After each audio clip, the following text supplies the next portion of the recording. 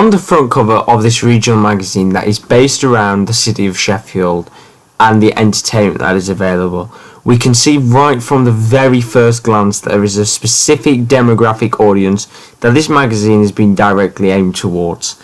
This idea starts right from the beginning of the main image in the magazine, which is where we see 4 attractive looking male figures that are directly looking at us and fit with the theory of Sarah Forton's ideal self. They're directly looking at us and welcome us into reading the magazine, a concept that is used in generic magazines available in shops today.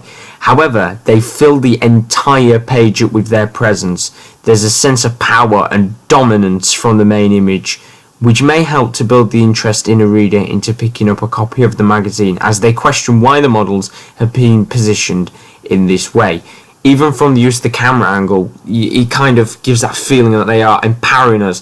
They're overpowered, but because they're all looking at us, they're trying to make us feel welcome and not in an awkward way to make the reader not want to read the magazine. It builds up that interest as to why they're overpowering us, and allows that interest obviously to want to go and have a read into Exposed magazine. Even the choice of clothing has been purposely crafted to suit the theory of subcultural capital. All 4 models are in the same coat to make them look cool and fit in with the society that this magazine has been directly aimed towards. Hipsters is one of the main cultures that is around in Sheffield, and is another reason to why the clothing has been driven to suit the demographic that the audience might wear themselves. They're all wearing that same coat, and it's a very similar style to what hipsters in Sheffield might wear. And with that being quite a large subculture, it allows more people to want to bring into the magazine, and it builds that interest. The main image has a relevance to the area of Sheffield by having the models positioned next to pylons, which is very commonly seen around the area of Sheffield, and it gives the impression that the Dunch uncles are from Sheffield, although they're actually from Manchester. The main cover line also helps to give an indication of what audience this magazine is aimed towards. The art rockers is not a type of genre music that would be associated with a young audience, and can be seen as more of a niche topic than something that interests a wide range of readers.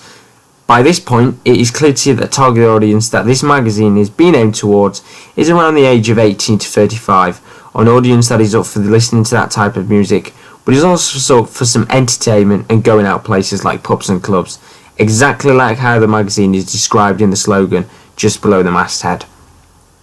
This is a magazine that is for the party type people who will want to be going out into the city as much as possible, whether it's to see a band or go to a comedy night. It is certainly not targeted at the younger age in any way.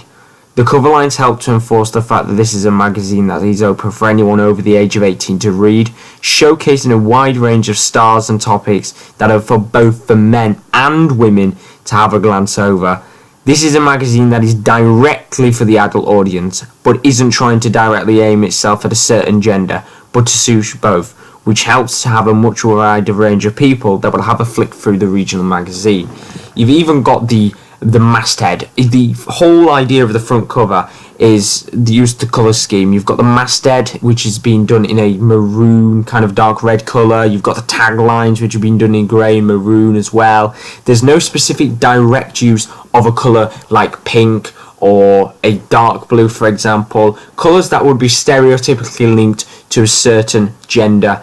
It is a magazine that aims to be open to both genders and try and reach as big of a demographic audience as it can by the use of interesting colours without being stereotypical in any way, shape.